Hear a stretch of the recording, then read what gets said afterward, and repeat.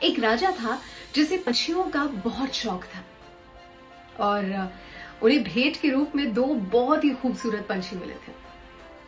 अब वो राज्य में जो दरबार था उसकी शोभा बढ़ाने के लिए दोनों ही पंछी वहां पर रहते, लेकिन राजा की बड़ी इच्छा थी कि उन्हें उड़ता हुआ भी देखे।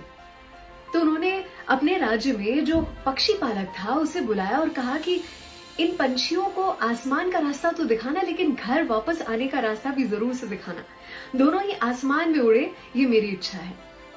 पक्षी पालक जो था वो तो अपनी ट्रेनिंग के कार्य में लग गया, लेकिन उसने देखा बहुत दिनों तक प्रयास करने के बाद भी एक पंछी ऊपर आसमान की ऊंचाइयों को सर करके घर वापस यानी कि दरबार वापस आ जाया करता, लेकिन दूसरा पंछी उस पेड़ की डाली में से हिलने भर को तैयार नहीं था।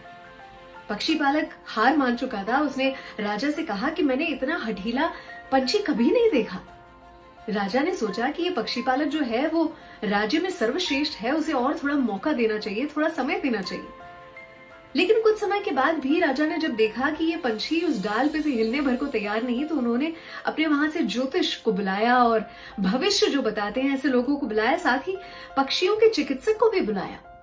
सारी जांच पड़ताल हुई, सब कुछ हुआ, लेकिन उसके बाद भी वो पंछी नहीं हिला। एक दिन उस राजा के राज्य के पास से एक आम किसान पसार हो रहा था। उसने भी इस हठीले पंछी के बारे में सुन रखा था। उसने सोचा कि राजा के दरबार तक हो आता हूं, उस पंछी को भी देखाता हूं। और राजा इतने व्याकुल हो चुके थे, इतने उत्सुक थे उस पंछी को उड़ते हुए देखने के लिए, उन्होंने कहा कुछ भी मंजूर है। उस किसान के हवाले कर दिए दोनों पंछियों को और वो तो अपने कार्य में लग गए। अगली सुबह राजा जी ने जो देखा वो उन्हें विश्वास नहीं हुआ। खुशी का ठिकाना नहीं रहा जब उन्होंने देखा कि आसमान में दोनों पंछी साथ उड़ रहे थे। उन्होंने जल्दी से जल्दी उस किसान को बुलवा भेजा।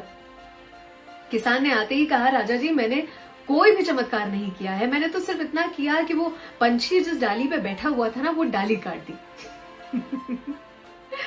हमारे भी जीवन में बहुत सारी परिस्थितियां आती हैं जो हमें उड़ान भरने के लिए मौका देती है, अपॉर्चुनिटी देती है, लेकिन हम डर के मारे उस अपनी डाल को पकड़ के बैठे रहते हैं कि कहीं गिर ना पड़े नीचे की ओर या फिर खाई में, हम वहां से निकल ही नहीं पाते हैं।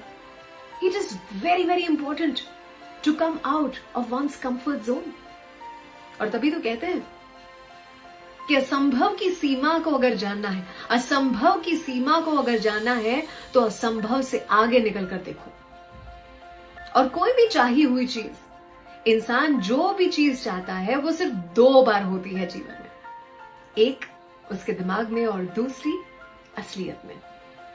आपने जो कुछ भी चाहा हो वो आपको नसीब हो, इसी शुभकामना के साथ मैं आपकी अर्चना। अगर आपको मेरी कहानियां पसंद आती हैं तो मेरे इस फेसबुक पेज को लाइक करें, फॉलो करें और इस कहानी को जरूर से शेयर करें। जो भी निराश हमारा दोस्त होगा शायद उसे बल शक्ति प्रदान करेंगे।